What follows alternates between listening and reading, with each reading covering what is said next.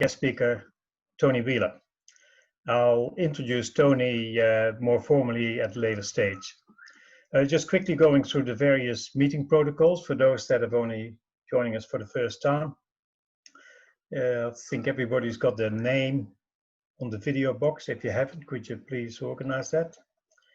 And today we are recording, and it will be available on the AHSA website there. I suggest you switch to the speaker view whilst the guest speaker has the floor. Also, I will mute the audience to reduce any background noise we've got. You can ask questions by holding down the space bar, and please have your phones on silent. Any questions before we start? You can unmute if you really have a question. Okay. Apologies from Dave Prosser. He just rang me. He's got a technical problem and he will not be able to join us tonight. Basically, just quickly talking about some future meetings. The next Melbourne meeting, that's on the third Wednesday in November. That's the 18th of November. We're going to hear from Martin James. Martin James is involved with the he's going to give us an insight into the RAAF commemoration of their 100th anniversary, which is coming up next year, of course, 2021. Now, next Friday, that's Friday next week, that's Friday the 30th of October. It's Queensland's turn to have a Zoom night, and we will hear all about Sydney Cotton Part 2. He's the father of high-speed, high-altitude photo reconnaissance, and it will be talked to by Daryl Purdom. So that's Friday week, and I won't go any further out. There's so many other pieces of information coming through about Zoom nights. The further out we go, the more complex and the more involved it gets. But it's all very good because we certainly, especially here down here in Melbourne, we're still locked up. And the Zoom nights are very good. I will now introduce our guest speaker, Tony Wheeler. And he's going to take us on a journey from London to Melbourne by air. And he won't be just stopping for one little stop in Singapore. It'll be quite a few stops along the way. Just by background, Tony grew up in Pakistan, the Bahamas, and the USA. And he blames that on BOAC, because that's where his father was working. And that's after a flying career as a RAF pilot instructor during World War II. In 1972, Tony and his wife Maureen drove from London to Afghanistan, where they sold their $150 worth of motor car, and carried on to Australia, where they started the Lonely Planet publications. Tony has always been interested in aviation, whether that's flying on dodgy airlines, and apparently there have been a few, and that's probably the good way to get another talk out of you, Tony, or on the Concorde, but that was only once. Or Tony's just been tracking down interesting flying stories. A few years ago, he did the jungle trek to the wreckage of Admiral Yamamoto's Betty bomber in Bougainville in Papua New Guinea. So please welcome Tony Wheeler, and you can now start screen sharing, Tony, when you're ready.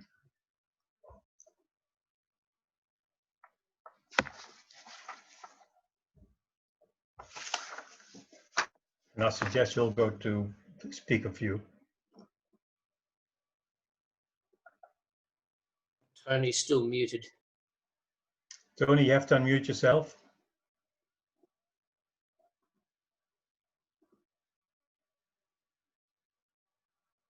Tony, can you hear me?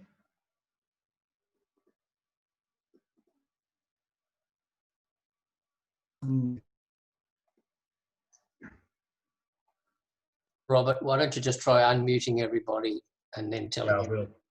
I will.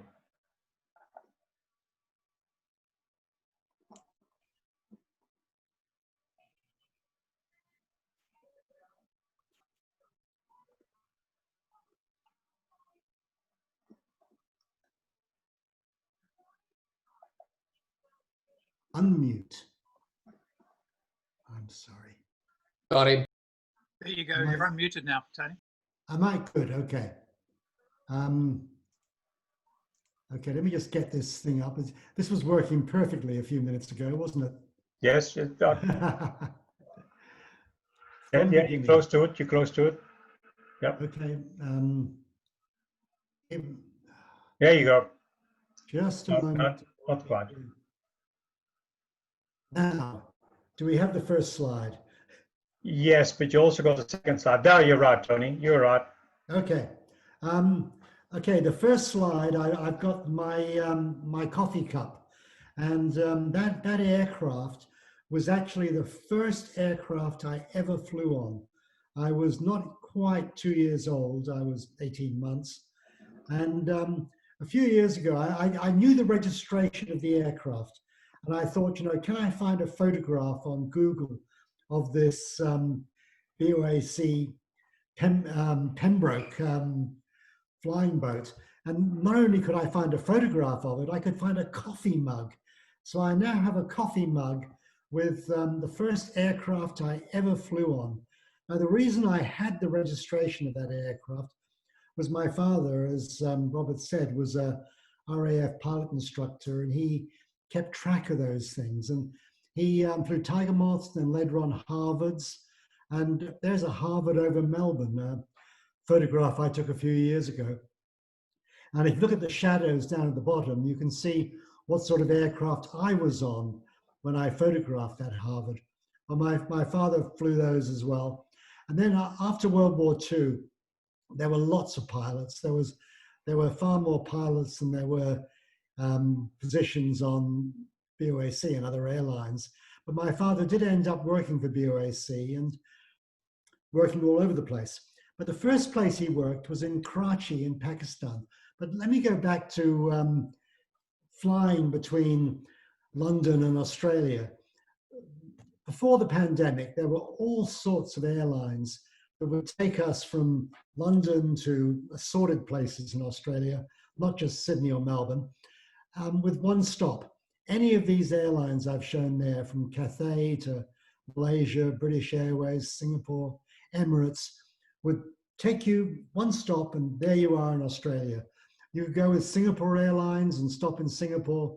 You could go with Emirates and stop in Dubai. You could go with Qantas and stop in Perth. And that actually was a photograph I took as I was about to board the 787 last year on the one-stop flight, Melbourne, Perth, London. And here we are, 15 hours and 47 minutes after leaving Perth. Another 59 minutes and I would be arriving in London. Only 12 months ago. Can you believe how our world has changed in that time? Coming back, as we just about arrived in Perth, great view if you're on the right side of the aircraft of Rottnest Island. We're on final approach into Perth, the one stop about to come up, and then I'll be back home in Melbourne. But I decided I live in London, well, generally I live in London for a few months each year. So I'm back and forth between London and Melbourne. And usually it's one stop, sometimes more than that, but usually one stop. But about 4 or 5 years ago, I decided I wouldn't do it with one stop. I'd do a multi-stop trip. Now, when I first came out to Melbourne back in 1972, actually to Sydney, I did it on the Hippie Trail. The magic bus that took you from somewhere in Europe. Amsterdam was probably the most popular place, but London as well, all the way out to Kathmandu. And if you carried on, you eventually ended up in Australia. And in fact, this little CD of huge hits from the Hippie Trail, I did a presentation on BBC radio station, choosing music from this and talking about being on that Hippie Trail. Well, that bus there, that wasn't my magic bus. This was my magic bus. It was I just got married, and my wife Maureen and I bought this minivan in London for £65, about $150. And we decided we would just drive it as far as it went. And that photograph there is just as you cross from Iran into Afghanistan. And we drove it from London to Afghanistan. We sold it for a £5 profit. And we carried on through Asia and Southeast Asia until we got down to Bali. And in Bali, we met these New Zealanders with a yacht called Sun Peddler out of Auckland, New Zealand. Maureen sitting on the side there, looking back at me as I photograph it. And we hitched a ride from there down to Australia. We landed on Exmouth on the Northwest Cape. And when that photograph was taken, we had been in Australia for about 90 seconds. We had only just arrived. And I always say, if I did this 30 years later, John Howard would have grabbed me and sent me straight to Nauru. There'd have been no passing go and collecting $200, and I wouldn't be talking to you guys today. But everything was much more welcoming in 1972. So we arrived and lived in Sydney for a while, and then came down to Melbourne, and Lonely Planet was created, and so on. But the first flight I ever took on that flying boat started out from London, ended up in Karachi 3 days later, because you didn't fly at night. You only flew in the daytime. And the flight went London to Marseille, to Augusta in Sicily, to Cairo, to Basra, to Bahrain, finally to Karachi on day 4. And, you know, I really can't remember that flight because I was only 1 year old, but it was something I thought worth recreating. Now, there is the actual schedule. We flew Southampton, Marseille, we flew Marseille, Sicily, Sicily to Cairo, and each time spending the night at these places. Cairo to Basra, Basra to Bahrain, and Bahrain to Karachi on the 4th day. So let's do it again, I thought. And my idea was I'd do it all on low-cost carriers. I wouldn't take any flights with a legacy airline, a flag flyer. It would all be the low-cost carriers who've really taken over travel in recent years. And I would pretty much try and do it as I went along. It wasn't all pre-booked before I started. I did have some flights pre-booked, but a lot of it was, here I am, where do I fly to next? I'd try and keep it as short as possible. If I could do it 1 hour at a time. It's 24 hours flying time, London to Melbourne or Sydney, so let's do 24 flights. If I could do it that way, that would be perfect. I wouldn't backtrack at all. It had to keep going in the same direction. So I thought, there are assorted airlines, all of those airlines I flew on, Ryanair, Fly Dubai, Air Asia, Air Arabia, all of them I went on, and here's a bunch more.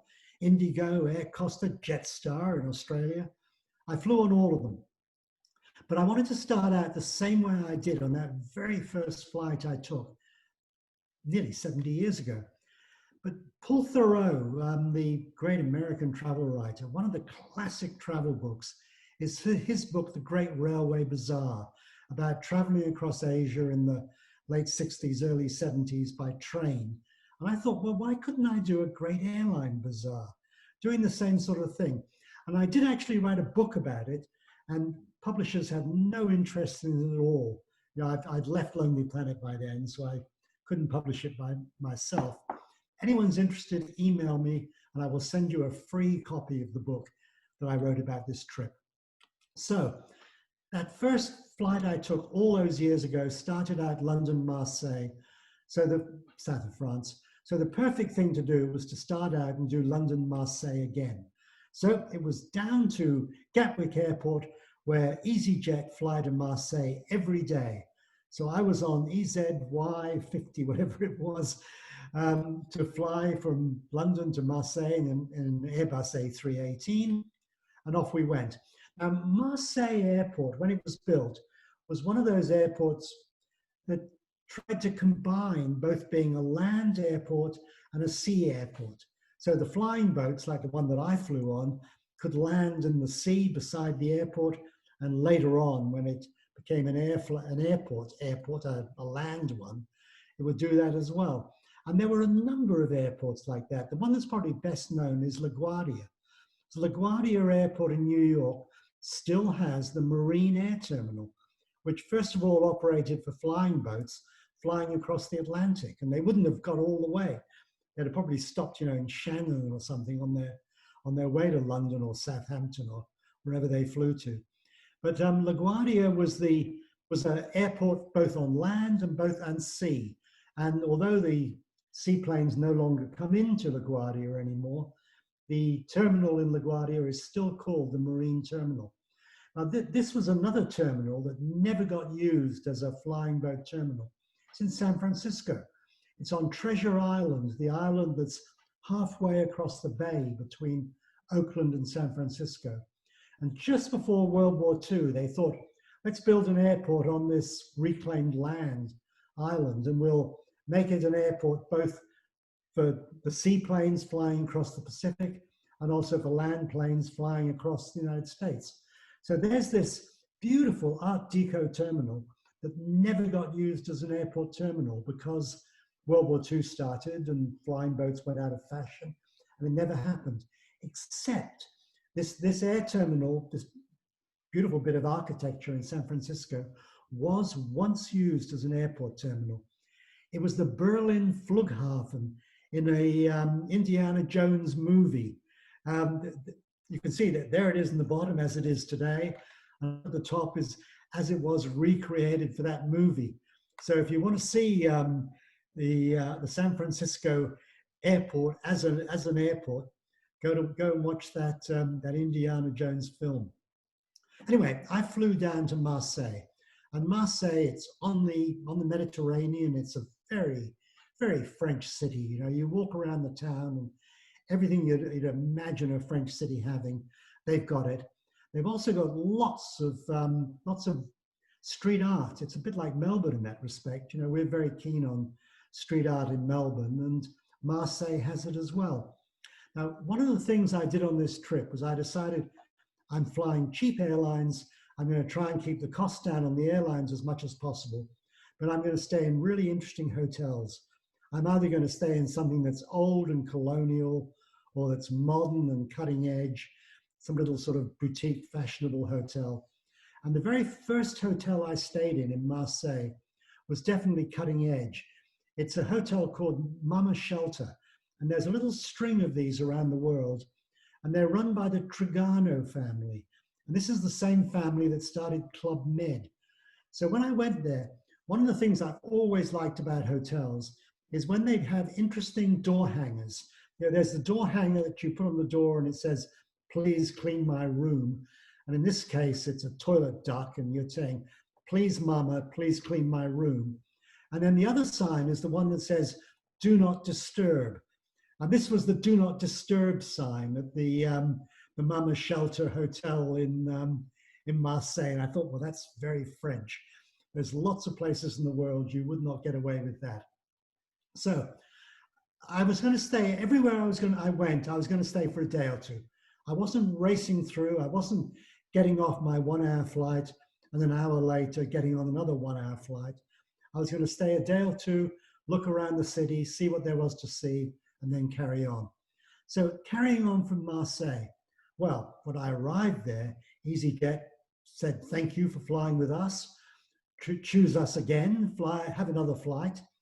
And Pegasus, the Turkish low-cost carrier, said, look, we'll take you all the way from Marseille to Istanbul for 69 euros and 99 cents. And I thought, well, that's worth doing, except I wanted to make a few stops before Istanbul. Or, of course, there was Ryanair. Now, if you're going to do low-cost airlines, you have to, at some point, fly with Ryanair. And Ryanair's advert when you arrived in Marseille was, cheap flights, we're the one. So my next cheap flight was with Ryanair from Marseille to Rome. Here we are, there's the man, Michael O'Leary. He is highly entertaining. I've heard him speak at a travel conference in Spain once. And you know, let's face it, he's revolutionized airline travel in Europe. There's a lot more people fly Ryanair than fly British Airways or any of the other legacy carriers. So I took my flight, I boarded the Ryanair 737, and off we went from Marseille to Rome. And we were no sooner up in the air than we were flying over Saint-Tropez. I mean, wouldn't you like to be down there right now? The beaches, the town, the boats, you know, it's everything we're missing right now, not being able to go places. And then we flew out over the Mediterranean, over Corsica, and we flew over the islands. I should look at my notes because I've forgotten the name of it. The islands that the famous novel was written about, Count of Monte Cristo. It's Monte Cristo Island. And we flew on to Rome, and the captain came on, and he said soon after we left Marseille, we've left right on time. The winds are all going the right way. We're going to have you there early. And then just before we arrived in Rome, suddenly I could feel the plane going round, and we were flying in the opposite direction. And we seemed to do that for several times. We were going this way and that way. Now, one of the things with flying Ryanair is you never get to quite where you're expecting to go to. You think you're going to the capital city airport, and you're not. And you're certainly not going to Fiumicino Airport, the international airport for Rome. You're going to an airline whose airline code is CIA. Isn't that a great airline code? It's up there with SIN, SIN for Singapore, or LAX, LAX for Los Angeles. Ciampino Airport, it's actually closer to the city than Fiumicino, but there isn't a handy railway system that runs between the two. And the reason we weren't going in there was because there was a little thunderstorm which had camped out right over the airport, and all the flights had been closed, and we weren't able to land. And we went round a few more times, and then the captain came on and he said, we can do this for another 20 minutes or so, but then we're going to have to go somewhere. So what we're going to do is we're going to go into Fiumicino, the main airport. And I thought, well, that's great. I can just get on the train instead of having to find a taxi. But then he said, we're going to refuel, and then we'll think about what we're going to do. And I thought, oh my God, Ryanair, they'll decide to fly back to London because they need the plane back in London. But fortunately, that didn't happen. The thunderstorm moved on, and we landed at CIA Airport. And I got a taxi, and I was very soon in town. And I was staying at a very nice hotel right in the very center of Rome. And I went out and had a very nice Italian meal. And the next day I had a look around Rome a little bit. But I didn't stay in Rome the next night. I went out to stay in a place called Ostia Antica, or Ostia Lido. Ostia Lido is the beach resort for Rome. It's not a great beach, but there's lots of nice hotels there, and you can get a good meal there. But Ostia Antica is the ancient Roman city that was the Roman port in the Roman era until the port silted up. And it's very close to Fiumicino Airport. If you're walking around the ruins, you can see all the aircraft on their final approach into the airport. So the next morning, I didn't have to go very far at all. I jumped in a taxi and took the taxi out to Fiumicino.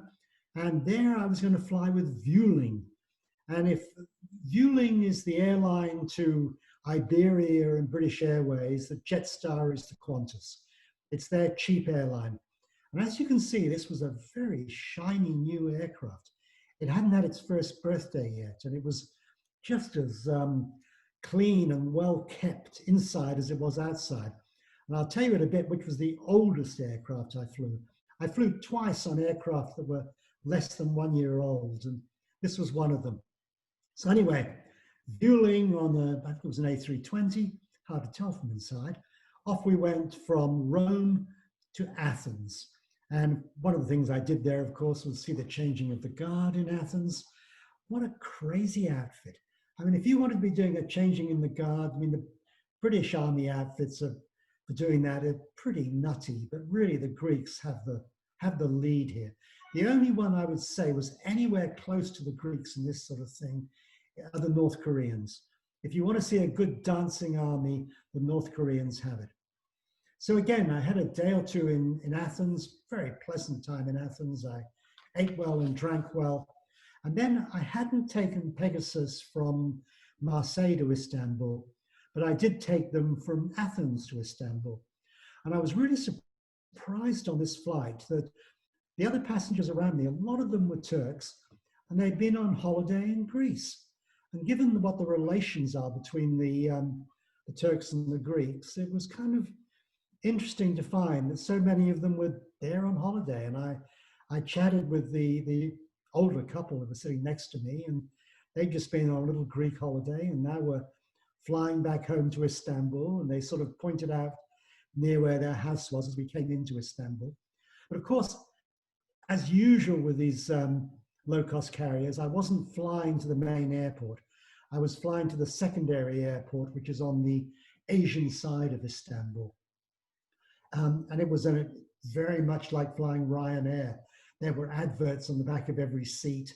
They were trying to sell you something all the time. If the flight's cheap, there must be some other way of making money. Again, I had a really nice hotel. I'm staying right in the center, the Sultanahmet area of old Istanbul. I've got a very pleasant room and not very expensive at all. But quite apart from the fact the room was very pleasant, I could look out the window and I could spot 5 of the 6 minarets. You can only see 4 of them there, but I could spot a 5th one as well of the Blue Mosque. So I was really right in the very heart of Istanbul. Really a great place to stay. Had my day or two in Istanbul, but then I had a problem from here, because if you look on a map and you want to stop somewhere between Istanbul and the Gulf, well, obvious places are Tel Aviv, but if you're going to the Gulf, there aren't cheap carriers. I mean, now, just recently, they've started up better relations between the Israelis and the Arab Gulf states, but certainly a few years ago, there weren't any cheap flights. Lebanon, Beirut would have worked, but for some reason, the flights just didn't operate on the right days. Damascus in Syria would be absolutely perfect, but there was a war going on. Or Amman in Jordan. But again, there were no cheap flights. Amman in Jordan was a flag carrier destination. It wasn't a cheap flight destination. So I ended up taking one of the longer flights I took on this trip. And I ended up I didn't want to repeat airlines. I wanted different airlines every time. But I did end up flying with Pegasus again. But first of all, I had a couple of days in Istanbul. And I took the very nice tram service through the center of the town. And unlike the trams in Melbourne, you can just jump on the back and hang on the back as it goes through. They don't worry about safety so much. But I was back on Pegasus and I was flying to Kuwait. And this was probably was the longest flight on the whole trip. It was more like my aim was to make it in 1-hour flights. And this was more like a 3-hour flight. Never mind, got to Kuwait. And it's a very modern city. It's a bit like Dubai, except there's no alcohol. And it's got a bit more history than Dubai. I really found it a very interesting city to wander around. One of the places you can visit when you're there is the house where Freya Stark, the English explorer in the 1930s, and this was the house she stayed in when she was in Kuwait. I think it was 1937. So you can go there and there's various reminders of Freya Stark's visit. There's also in Kuwait various reminders of somebody else's visit, Saddam Hussein's visit. There's a little museum dedicated to saying how horrible the Iraqis were and what an awful job they did when they invaded Kuwait, and a little bit of a Saddam Hussein statue. I'm a bit disappointed there aren't more Saddam Hussein statues saved to be tourist sites in our world today. Okay, so I was in Kuwait. Where to next? Bahrain, I thought, but Al Jazeera. Al Jazeera is the journalist, media information company. But there is an airline called Jazeera Airlines, which is Kuwaiti cheap carrier. They never seem to have flights on the right day. So I ended up flying with Fly Dubai.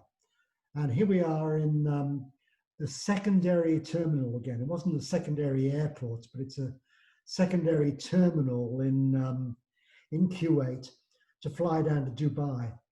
And you fly into Dubai. Dubai actually has 3 air terminals, and I'm going to get the numbers of them wrong, but 2 of them we really know quite well. One of them is the Emirates terminal. One of them is the terminal for everybody else. I think that's 1 and 3. And the 3rd terminal is way out the other side of the airport. It's really complicated to get to it. You have to take a bus. There isn't a train going there or anything. And when you get there, it's airlines you've never heard of. B, they're flying to places you've never heard of, and C, you are the only Westerner in the whole air terminal. Everyone else is either from Africa, from the Middle East, from the Gulf states, from India and the subcontinent. You really, so you almost stand out flying. And I've flown out of that terminal a number of times. It's a really interesting terminal to fly out of. And you find this in a lot of countries. Recently, I've flown out of Cairo. And Cairo has an air terminal which you never know about unless you fly somewhere unusual like Yemen, as I was flying to. So Fly Dubai, a 737, and they had the most politically incorrect video before you took off. This flight attendant coming down the aisle was about to snatch the cigarette out of this cartoon character's mouth. I told you no smoking. Why didn't you listen to me? And the whole pre-departure video was very much like that. It was very pleasant to watch. So down to Dubai. Come on, Dubai, it's the bling capital of the world. I think it's a bit like, I've been to Ashgabat in Turkmenistan, which I've said is Dubai crossed with Las Vegas, crossed with Pyongyang. But Dubai is, you know, the bling capital of the Middle East. And every time you go there, there's a new higher building and something else. And one of the things I did when I was there on this trip was I went and tried out the ski slope. I mean, this is completely ridiculous. Here we are where the average temperature is 40 degrees C, and we decide we'll put in a ski run.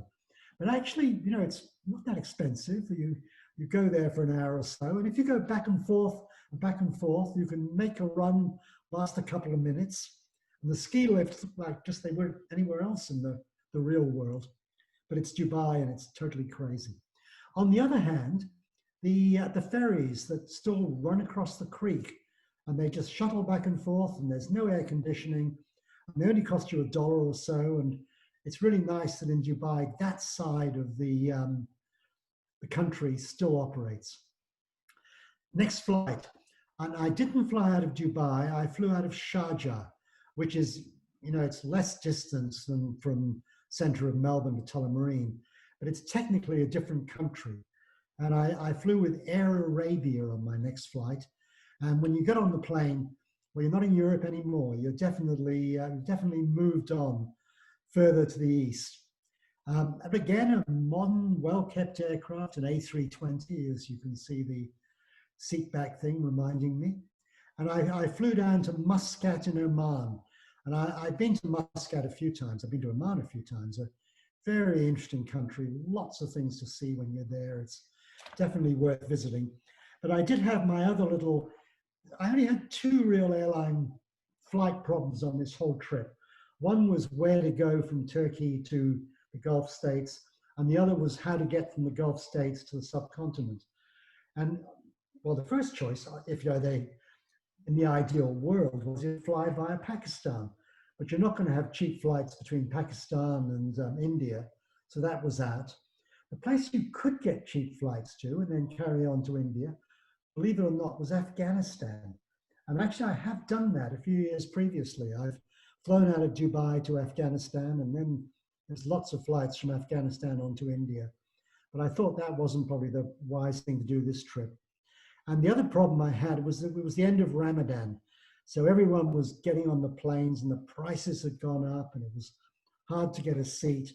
And I ended up flying with Jet Airways, which is not really a low-cost carrier. It's, you know, a step between a low-cost carrier and a legacy airline, but it was the most expensive flight I had on the whole trip. Off we went to Mumbai, to Bombay in India. And one of the first things I did there was I went to the Leopold Cafe, it's the backpacker's favorite in the center of Bombay. It's the place you go for a cold beer. And of course, when there was the Pakistani terrorist attack on Mumbai a few years ago, that was the first place they went to shoot tourists. And they did kill some tourists there. And the bar opened a couple of days later. They were not going to be shoved around by Pakistani terrorists. They were back in action within a few days.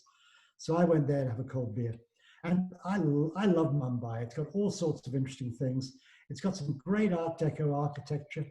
The Eros Cinema.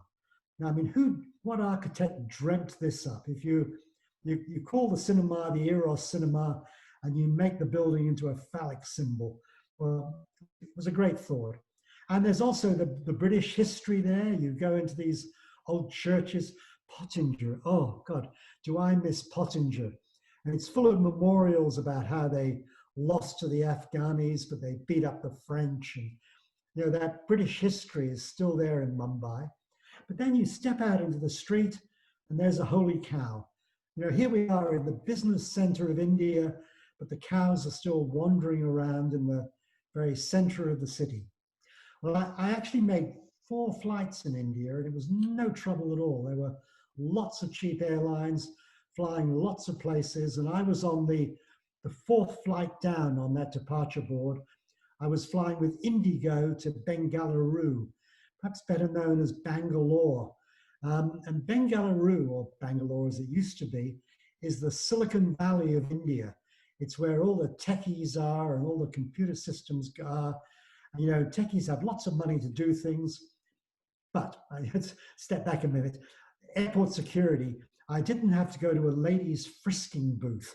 Bombay is a modern airport and they've got all the modern X-ray machines and everything else. But if you go around some of the smaller airports in India, you still might find a frisking booth where they haven't got X-ray machines, and Maureen, my wife there, has to go into a frisking booth to be frisked before they decide she's safe to get on the air. You know, I forget what airport that was. It might have been Varanasi or Agra or somewhere. But no, I was flying with a much more modern airport and a much more modern aircraft. Again, a almost brand new Airbus A320 from Indigo, who have bought lots of Airbuses.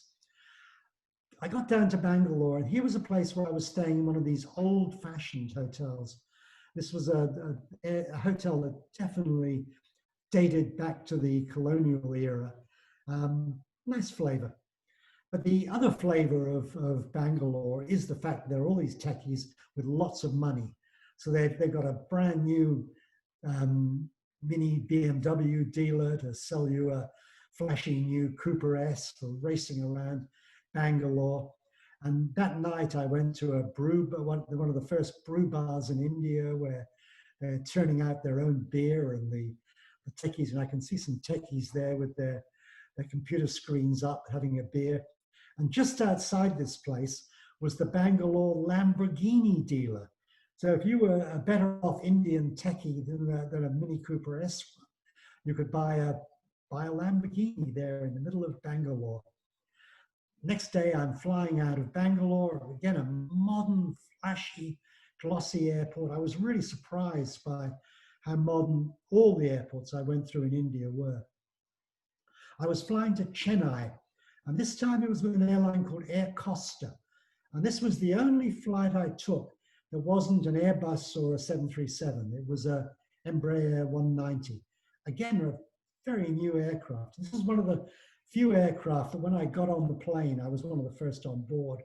And I had a chat with the captain and the co-pilot, and I told them what I was doing and how I was flying on all sorts of different airlines. And they said, well, this will be your best airline. It wasn't a bad flight. We flew to Chennai. It's the Bondi Beach of India. It's got the Bondi Beach of India. People appropriately dressed for going into the sea in India. But one of the things I wanted to do there was go to and see Anstruther's cage. I'd been there years before. And Anstruther was a British Army officer who, during the Opium Wars, managed to be on the wrong side of the line in China and was grabbed by the Chinese and was shoved into this wooden cage and was kept there for months. But he got on so well with his captors that he drew sketches of his life in his cage, and they built him a bigger cage. And when they finally released him, he said, can I take my cage with me as a souvenir? And they said, oh, okay, we'll give it to you. And it's still there in Bangalore. There it is, on Bangalore, in Chennai, in Madras. There is the cage he was shoved into in this rather old-fashioned British museum in the middle of Madras. And I remember seeing it years ago, and I just wanted to check it out again.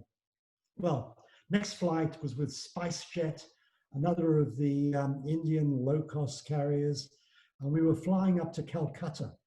Now, we weren't actually flying into Dum Dum Airport, the airport named after the explosive Dum Dum bullet. I took this photograph actually on the Calcutta subway metro. They built a quite modern, very smoothly working subway system, and I did a couple of rides on it while I was there. And I did all the tourist things while I was in Calcutta. I went out to Queen Victoria's Memorial. There she is, looking very unamused, right in the center of Calcutta. I went to the Fair Lawns Hotel, which is one of the Calcutta experiences. It's like 40 towers in an Indian setting. It's been going since the era of the Raj, and you go there. I just went for a cold beer this time, but if you stay there, you really do feel you're back in the Raj era, that things haven't changed. So I stayed there, and then I took my next flight from Calcutta Airport. Look at this, again, a very modern, glossy airport now.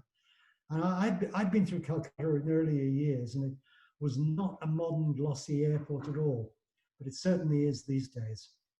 And once again, my second flight with Indigo. I had to repeat airlines, and again, you can see I've left Europe long before, and a lot of the other passengers were Indians on their way to a vacation in Bangkok, which is where I was flying to.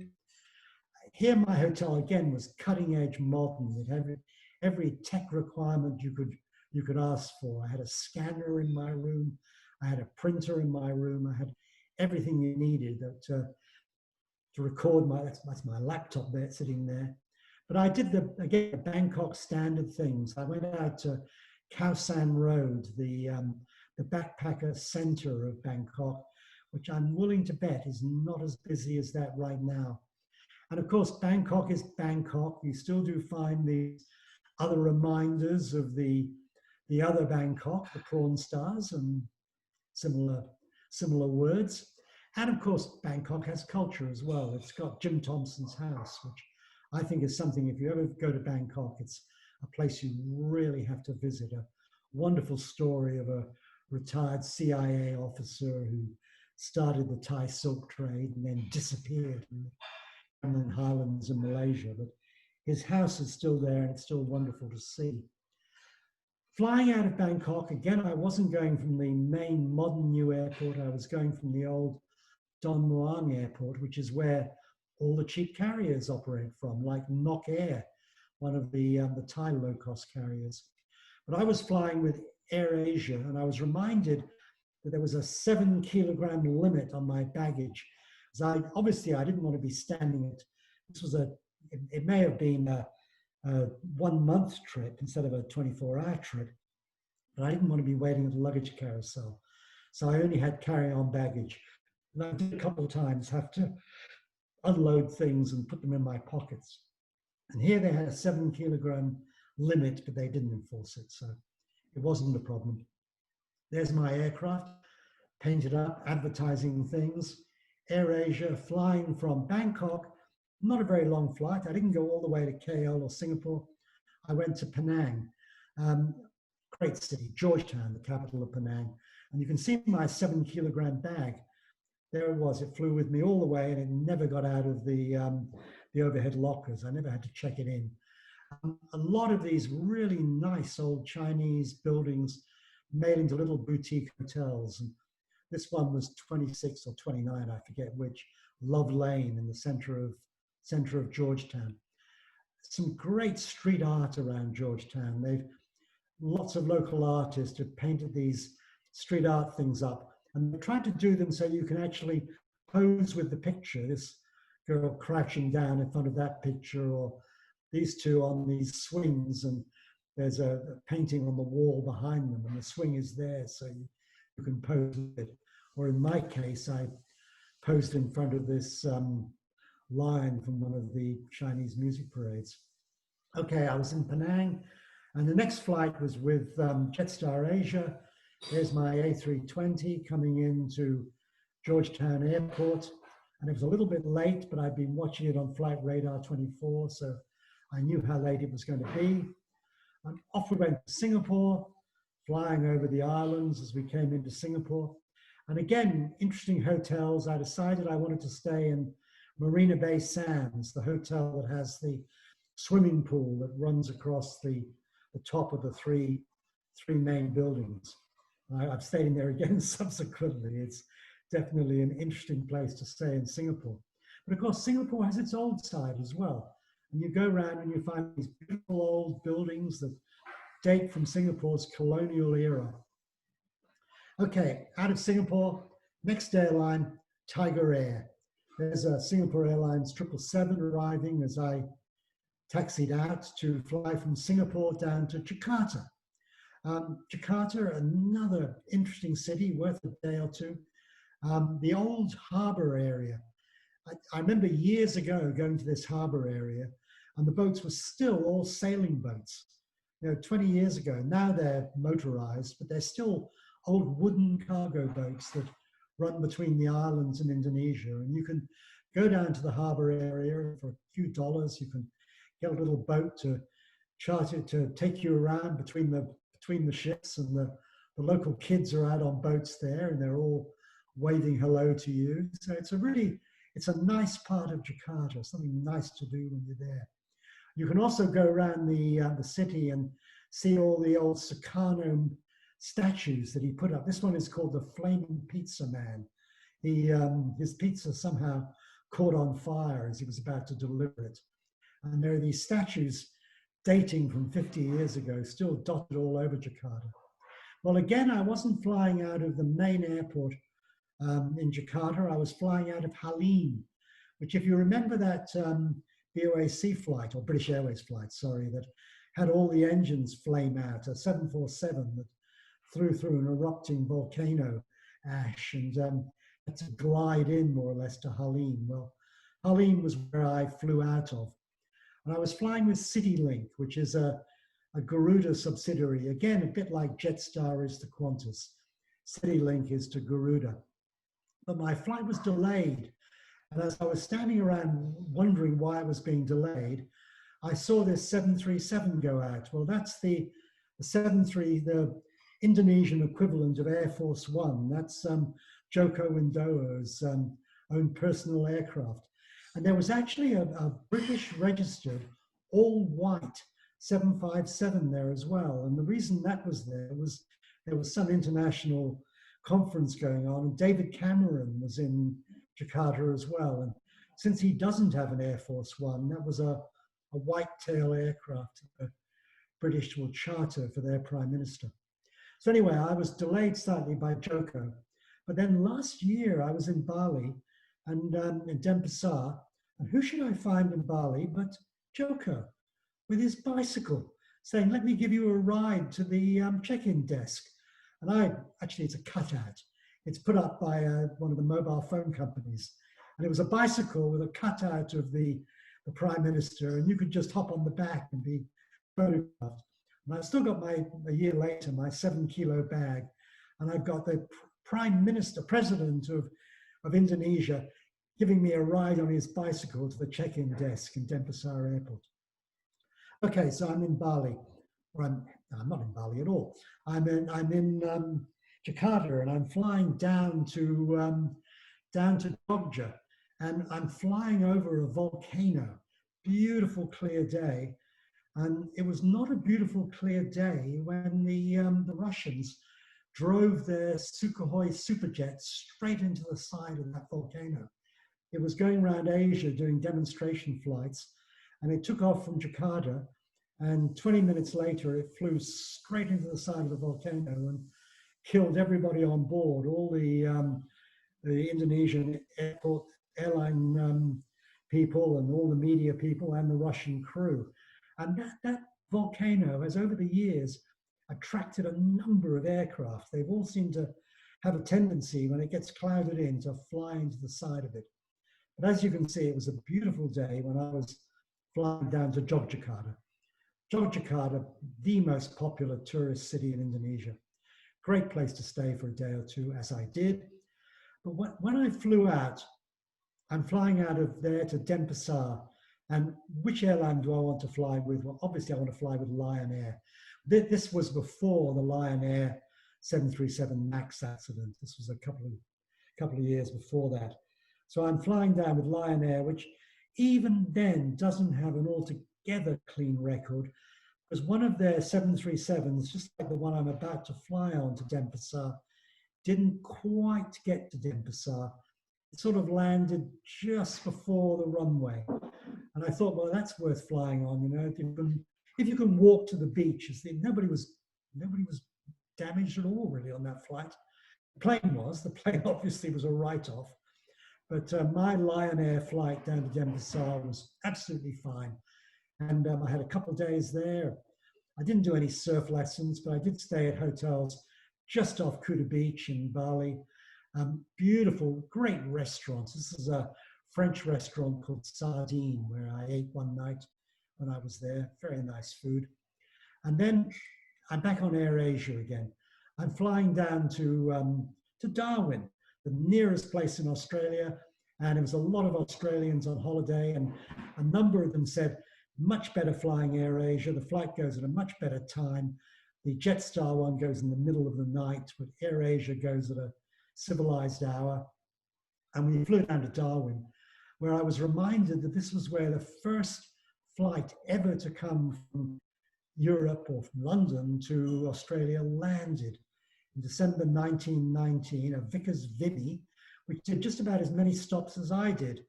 And that actual Vickers Vimy is still down in this hangar just near the terminal in Adelaide. And I really don't think they make enough of a story about it, that they could make much more of they could put it in the terminal itself rather than this nearby hangar, because that's a very historic aircraft. The first aircraft, same aircraft that flew across the Atlantic, not much earlier, but flew out from London to Darwin and on down. There's a great aviation museum in Darwin with a B-52 amongst other things. So I stayed in Darwin for a day or two, and then it was Jetstar with everyday low fares, flying across the top of Australia over those wonderful rivers that run down to the Gulf of Carpentaria and into Cairns. There's the Cairns airport coming up in front of me, on the right side to see it.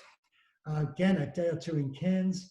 And I was amused, the warning signs to look out for saltwater crocodiles along the waterfront were either in German or Chinese, the two sorts of passengers they were expecting to come through there.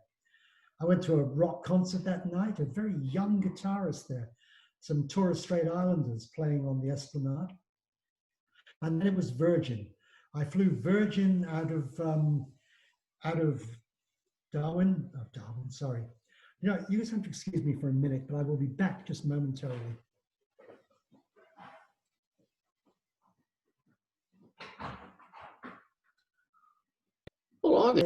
Clearly I had a little bit too much liquid to drink before I started talking, but we're back in action. We flew down to Brisbane, and Brisbane had just put in a cheap rent-a-bicycle system, and I met up with some Queensland friends, and they had their own bicycles, but I rented one, and we rode around Brisbane, down the river, passing this very nice notice saying, "Thank you for noticing this new notice. You're noticing it has been noted." Obviously a sense of humor from the police, unlike the police in Melbourne, who at the moment have no sense of humor at all. We've totally lost sense of humor in all respects in Melbourne in our lockdown. But Brisbane certainly still had a sense of humor. So with my Brisbane friends, we rode down the river, and then I came back to my hotel on one of the river ferries. Great way of traveling around Brisbane. From Brisbane, I took the air train out to the airport, the cheap way of getting out to Brisbane Airport. And I flew again with a 7-kilo bag. There was my warning that your bag has to fit into that carrier and shouldn't weigh more than that. And it might have weighed a kilo or two more, but Tiger Air weren't worrying about it. And Tiger Air took me down to Sydney. I'm getting close to the end of this trip. I've made a lot of flights by this point. We came in right over Manly, great view of Manly Beach and Manly Harbour as we flew into Sydney. And again, I met some Sydney friends, and we did the Sydney things, walking across the bridge and looking at the Opera House. And then finally, I took my last flight back to Melbourne, back to the MCG, where the grand final is about not to be held. And I flew on Virgin. And this actually was the oldest aircraft I flew on the whole trip. It was an 11-year-old 737. I'd flown in aircraft that were 2, 3, 4, 5 years old. Might have been one or two that were 7 or 8 even. And a couple of them that were only 0 years old. But this was the oldest flight of the whole trip. And it was a fine aircraft. It was all absolutely fine. But flying into Tullamarine, this final flight, I was reminded how not so long ago, coming into Melbourne, you didn't fly into Tullamarine. You flew into Essendon. There's the Beatles arriving on their great trip to Australia on a Qantas 707, of course, but flying into Essendon, not into Tullamarine. And of course, Australia has great airports. I a couple of years ago, Maureen there, close to the camera, and our pilot close to the camera as well, flying into the Mitchell Plateau Airport. If you're flying up to Mitchell Falls and the Kimberley, that's the, well, I suppose it would be their international, but it's certainly their domestic arrival and departure lounge. And of course, right now, there's lots of airports in Australia that aren't very busy at all.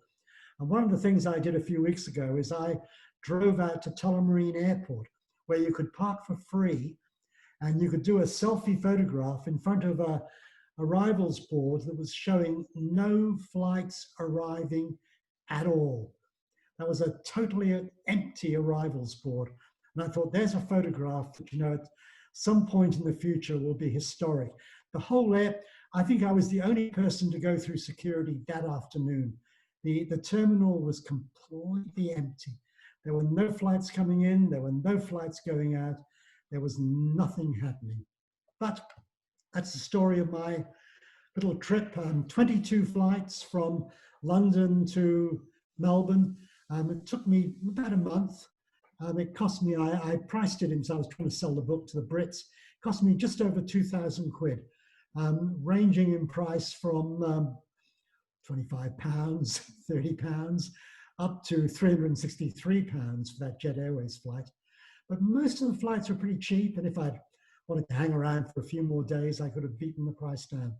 It was a great trip. I had a lot of fun. I stayed in lots of interesting places, had lots of interesting flights. It all went very smoothly. Thank you very much.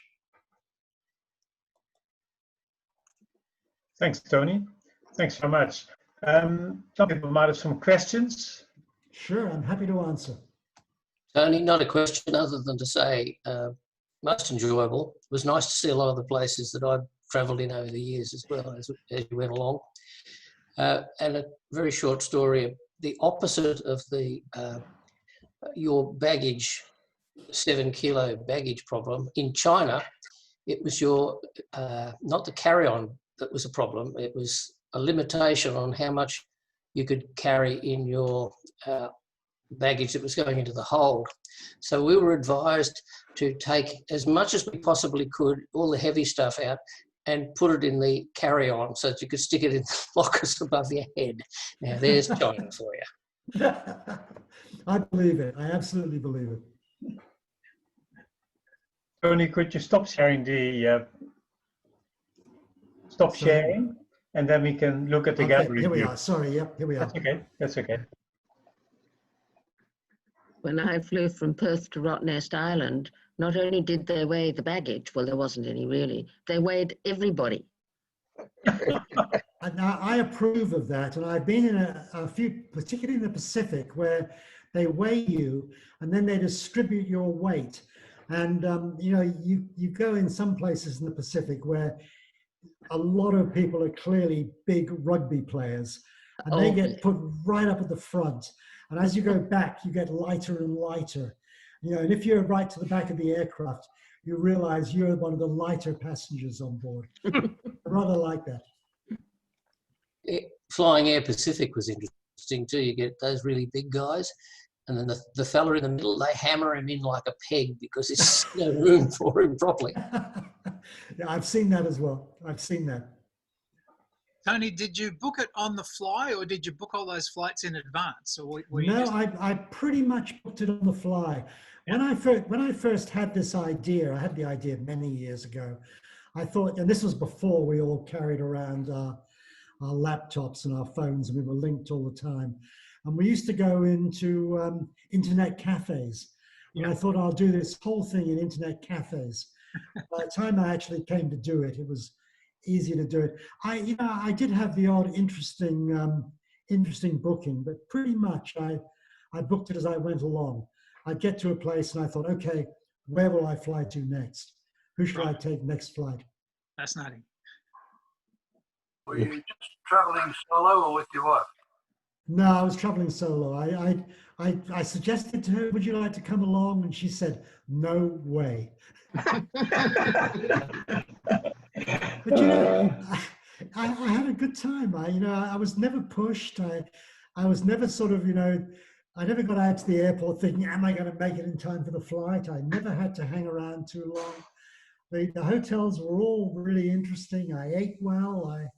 I always had enough time to sort of look around. And I think the longest I stayed somewhere might have been 3 days. And some places there were a couple I arrived really early in the morning and I left that late that evening. But generally I had an overnight in every single place.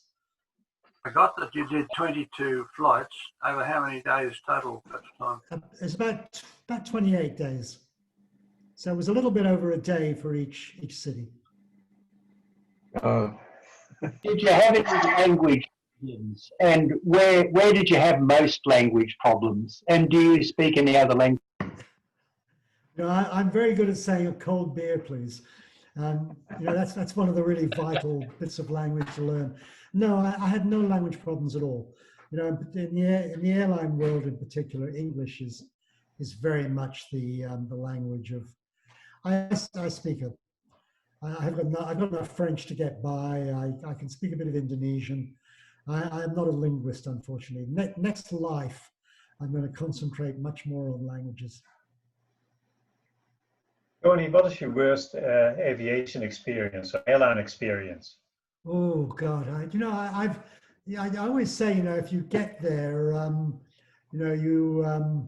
it couldn't have been that bad an experience. But a few years ago, I was in the Congo, flying around the Congo, and I don't recommend the airlines there. And I flew from Kinshasa, the capital, to Kisangani, the town up the river, with an airline called Huabora. And they only had about 3 aircraft. And one of them, the one I flew on, was a 727. Always with Boeing aircraft, the date of manufacture is just above the door as you get in. And I got in and looked at this aircraft, and it had its 50th birthday. And it actually started its life with Lufthansa. It was a Lufthansa 727. And actually, it was in good nick. It had had some, it had had winglets put on it at one point. So that's, a fairly modern. Anyway, I did the flight from Kinshasa to Kisangani, and spent a few days in Kisangani and had some very Congolese experiences there. I got arrested. If you go to the Congo and you don't get arrested at some point, you really have not been to the Congo. So I was there. I haven't been having fun. Yeah. And then I flew on from there to the town that's just on the border with Rwanda in the same 727. And, that was it. That was my experience of Huabora. That aircraft lasted another 7 days. 7 days later, it plowed into the jungle. And it was that year, I forget what year it was the worst airline crash anywhere in the world that year. And it was the flight I took from Kinshasa to Kisangani. But fortunately, it was 7 days after the flight. Same day, it was Friday to Friday. But fortunately, I was there the right Friday. Yeah, who knows? And I've had sorry. Did you ever have any close shaves? No, I don't think so. And I think close shaves.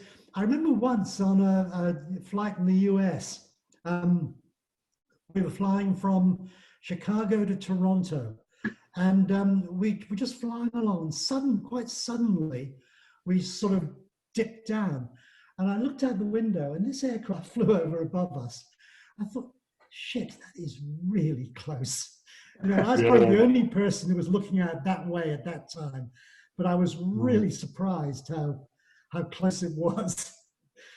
But you know, no, I've never had bad experiences, and you know, I've had flights that have been delayed, and particularly in the old days where, you know, things.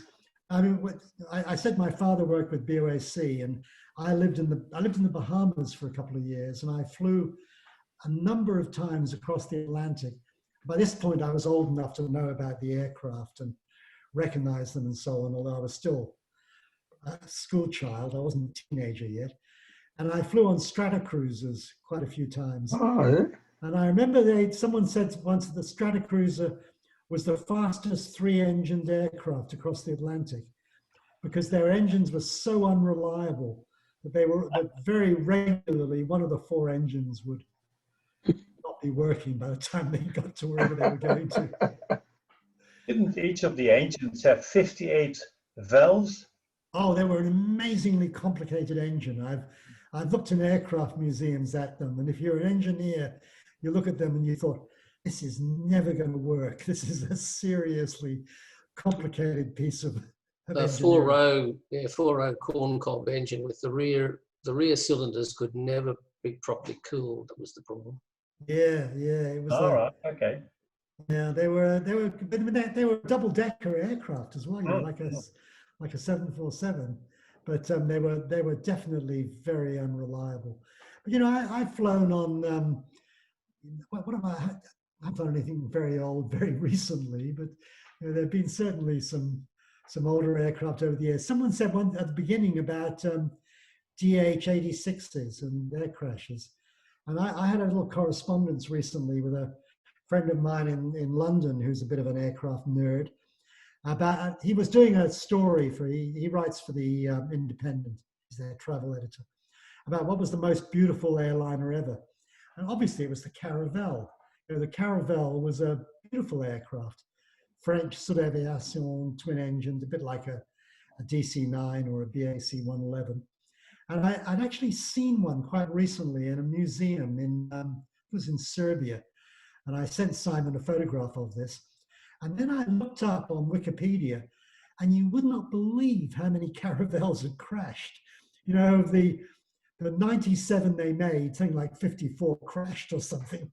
Not all of them fatally, but there were an awful lot of Caravelle incidents. They weren't an aircraft you wanted to fly on if you look back at them. We had one flying into Brisbane into the 1970s from one of the Pacific Islands.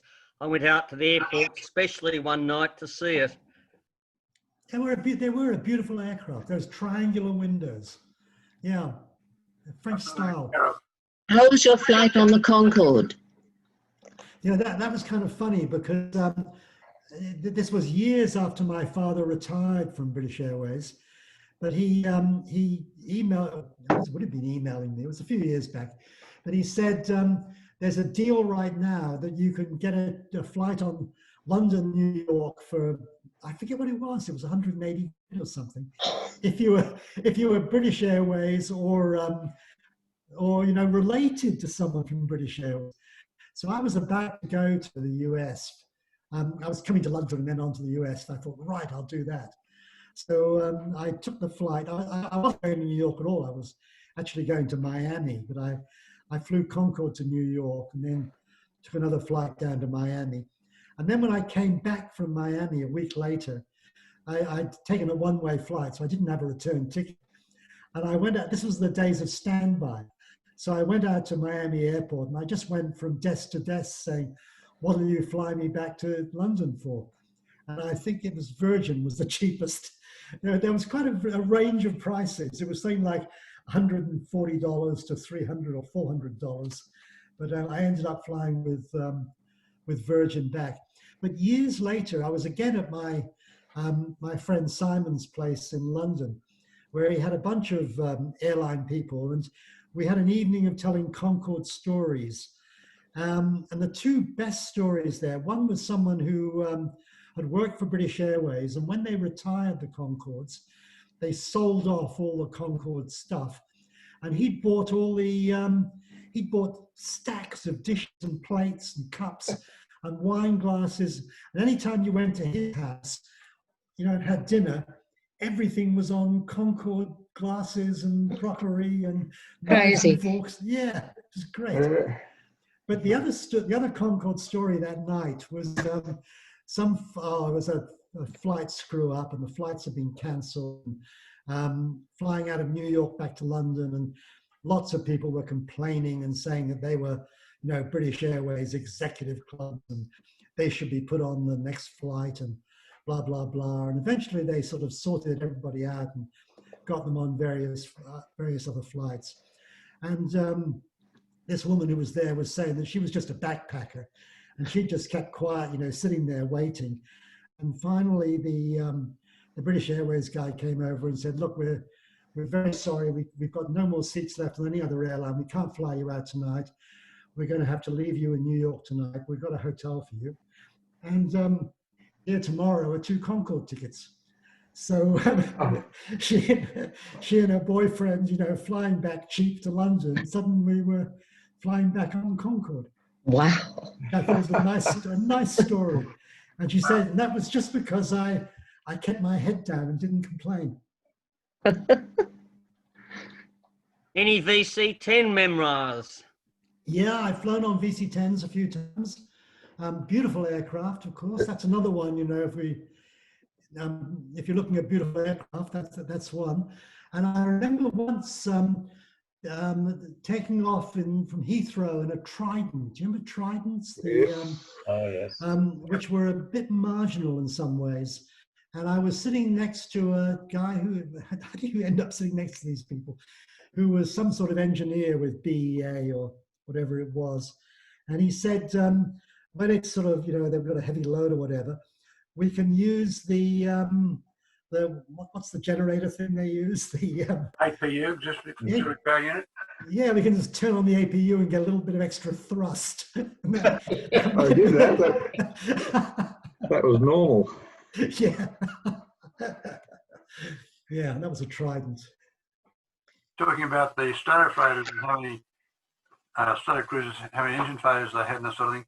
Similar to Qantas's Super Constellations, especially the Super Constellation, they nicknamed the best 3-engine airline around, and Qantas had spare engines spotted at each landing point. And I attended an AHSA meeting way back in the 1960s.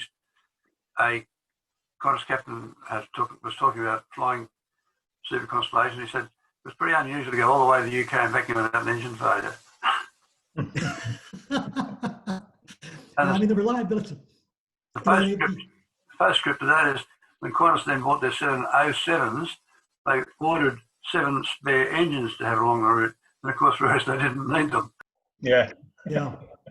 Totally different world. I mean, when things go wrong now, you're very surprised. It wasn't a flight I was on, but I was once in Aitutaki in the Cook Islands. And once upon a time, if you flew from Australia or New Zealand across the Pacific, you did a DC-4 flight, I think it was, from Auckland to Fiji. And then you flew from Fiji via Tahiti to Hawaii. And that was a flying boat trip. And you landed at Aitutaki in the Cook Islands on the lagoon. And it wasn't a regular airport or anything at all. Oh, excuse me. They had they brought fuel out to the aircraft by boat. And it was refueled there. And on one occasion, the aircraft had an engine failure, and it came into Aitutaki, and they got there and they looked at it and said, "We can't fix it. We're going to fly off on 3 engines to Tahiti, but we're going to leave all the passengers behind." And all the passengers were basically left on the beach. And this was before there were hotels in Aitutaki, and the local village took them in, and they were left there for a week before another plane came by to pick them up. We don't get those experiences anymore, do we? You said, well, we've been told that you hiked out to Yamamoto's aircraft. You know that the control column for that is in Brisbane? Is it? And Yes. that aircraft has been picked over, unfortunately. In you the know, it's a- MacArthur Museum, one of the Yeah. RAFIs took the control column off, and it is now sitting in the Yeah. MacArthur Museum. Yeah, there's quite a bit of it Did you still get- left. Sorry? Did you get to fly with Freddie Lakers? No, Freddie Skytrain. Laker. Skytrain. No, you know, My never- friend. Yeah. I actually went out. No, go on. I had a Freddie Laker ticket, and I was in Europe, and I was flying back to America, and I went out to Gatwick Airport to fly on one of Laker's DC-10s across to New York, and I got out there, and it was just after the DC-10, the American Airlines DC-10 crash in Chicago, and there were all sorts of stories about DC-10s, and I'm in the departure area, and I'm looking at that, and suddenly I'm seeing DC-10s being towed away, and I'm thinking, this does not look good, and I started edging towards the getting out of the departure lounge, because sure enough, they'd been grounded. So I was actually at the airport when DC-10s were all grounded, and I had to go out. And I remember the big company, it wasn't a complication for me, but everybody who bought duty-frees had to somehow return the duty-frees and get their money back before they could escape. And I flew out next day with somebody else. So I never flew Laker, no. One of my distant relatives was flying in the South Pacific at one stage.